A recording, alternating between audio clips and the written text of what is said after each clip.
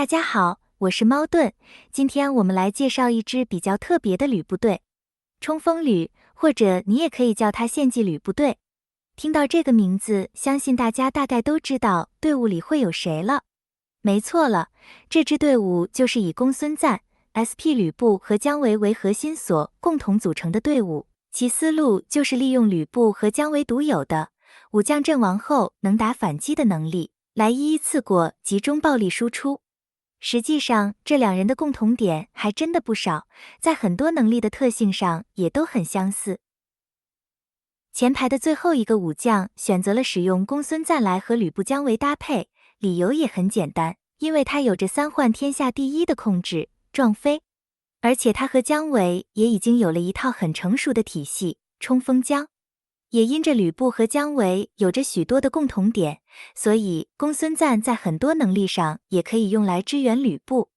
撞飞的地位在救吕布下线后，多少也获得了一些提升，毕竟少了一个天敌在都是好事一桩。贾诩羁绊的吕布虽然也能防撞飞，但现在的主流还是用着貂蝉羁绊的吕布玩家会更多一些的。随着梅林上线，大幅度的提升了1号位的攻击力后，从此也让1号位成了主输出最标准的站位，但这同时也让公孙瓒有了更明确的踢人目标。这些环境的改变都是对公孙瓒的利好。使用公孙瓒的第二个原因，是因为他有着很适合姜维和吕布共同使用的增伤。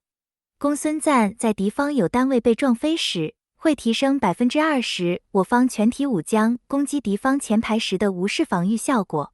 姜维虽然也是一个可以攻击全体的武将，但他最大的输出点其实还是在他的正前方，所以本质上他还是一个前排输出的武将。对前排的无视防御提升，不仅增强了姜维的输出，同时也可以加大吕布对前排输出的力道。公孙瓒的第二个增伤就是他的招牌冲锋效果。公孙瓒的怒攻会对我方前排单位施加可持续2回合的冲锋效果。冲锋效果会使武将普攻时附带目标最大生命值 7% 的伤害，这就是公孙瓒和姜维搭配会如此凶猛的原因。姜维可以凭借高频率的普攻来不断的打出冲锋效果的真伤来，而如今这个冲锋效果 SP 吕布的也可以触发了。貂蝉羁绊的吕布会在受到怒攻合龙魂技伤害时 100% 给予对方一个反击，并且这个普攻反击是可以触发普通攻击相关效果的，这也是 SP 吕布和普通吕布不一样的地方。普通吕布的普攻反击是写明了无法触发普攻相关效果的，所以无缘触发冲锋的效果，但 SP 吕布的普攻却可以。唯一比较美中不足的地方就是 SP 吕布要等到谍影消失后才会开始对怒攻合龙魂技的反击，在启动上会稍微慢了一些。公孙瓒的羁绊可以为前排提供最终伤害降低，同时自身也可以充当半个坦克，在前排顶住伤害。公孙瓒在自身普攻和怒攻后都能为自身附加1层风池，风池可以使受到的最终伤害下降，最多可叠加4层，并且每次怒攻后还会为自身添加一个护盾。1号位的公孙瓒除了可以踢掉对面的1号位外，平时也可以做个挡箭牌，去抵挡对面1号位武将的攻击。对单体和一列输出武将特别有效，因为只要公孙瓒不死，敌方的输出就打不到下一个武将身上。使用姜维和吕布搭配的好处是，两人同样都是高频率且强力全体输出的武将，所以在压血上会有一定的优势。还有就是两人的全体普攻都可以吃到公孙瓒的冲锋效果。当然，队伍的最大卖点还是在武将阵亡后的反击上。姜维最可怕的地方就在于，当我方有复数的武将在同一回合阵亡时，他会续成以阵亡者的怒气，然后在同一回合打出数次反击。如果在间中普攻的次数刚好达到4次，那么姜维还可以再接上一个大招一胆雄心来输出。那么现在如果在姜维这个爆发的前提下，再加上吕布的爆发，又会如何呢？ SP 吕布在开启深渊地狱时，无论是敌我双方阵亡，他都可以回怒。只是我方武将阵亡他回得少一些，敌方武将阵亡他就可以回得更多一些。假设在同一个回合内，我方有2位武将阵亡，那么姜维就可以反击2次，间中还有触发一胆雄心的概率。SP 吕布则最少可以发动1次怒攻。别忘了，友方武将怒攻是有概率可以再触发姜维追击的。一旦对方有武将阵亡 ，SP 吕布马上就可以再发动1次怒攻，而这个怒攻还有机会可以再触发姜维的追击，形成联动。想象一下，若这些攻势全都集中在一回合内发生，这会有多么恐怖？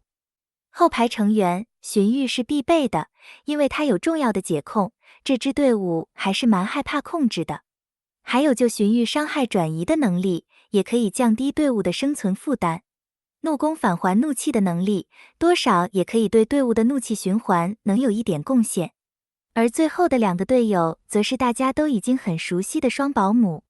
使用双保姆的用意，就是为了避免队员在 SP 吕布开出深渊地狱前就提前阵亡，死得太没有价值。蔡文姬可以提供3次免死，并且回怒快怒攻快，可以用来频繁的触发姜维追击，是姜维必带的保姆。陈宫同样有捉放保命，而且还有大量的增伤，是吕布专用的保姆。而且陈宫现在似乎还可以和荀彧配合，解除捉放的负面效果了。这个 bug 看来官方是不打算修复了。陈宫的捉放可以被荀彧解除后，它的价值就提升了。这里也顺便暗抬了一手吕布。以上就是相对比较稳定的冲锋旅的配对，还有另一个组队则是放弃治疗的献祭旅。献祭旅使用的是诸葛亮和诸葛果这对怒气妇女组合，用来取代荀彧和陈宫。放弃了比较稳定的治疗和解控的玩法，转而改为快速的一波流打法。比起第一队的冲锋旅，重心是在吕布身上，献祭旅的重心则更多是在第1回合姜维的爆发上，靠着快速回怒释放怒攻来触发姜维的追击，先打一波流压低血量，之后再靠第2回合的减员来收割。不过这支队伍因为坦度不足，而且也没有解控的手段，所以稳定性也会比较低，比较适合新区或战力区间较低的玩家来玩。灵宠方面，主战使用的依旧是腾蛇，没有腾蛇就伏诛。助战方面使用的是白虎和避暗，看到这个助战配置，自然就明白队伍的义攻必定是 SP 吕布。与姜维相比，吕布会更吃硬件，所以义攻必须是吕布。善灵使用的是梅灵，一般上吕布都占1号位，吃梅灵的加工效果。但现在1号位的公孙瓒也多，如果1号位实在不好占，那就让公孙瓒来占1号位吧。善灵之后也可以改成鹤灵来增加前排的坦度。整体来说，冲锋旅属于上限高，但却不稳定的队伍类型，有一定运气成分在内。有时会输给比自己低的，但有时又可以越占很多。队伍整体偏灭，但你的抗将决定队伍的稳定性。毕竟他玩的就是那一连串的爆发，如果时机不对，自己人死太快，还没压到血就爆发，结果打不死对方，那就输了。如果对方的坦度太高，结果一个也打不死，那也是输定了。好了，以上就是对冲锋旅的介绍。今天的视频就到这里结束，感谢大家的收看，我们下期再见。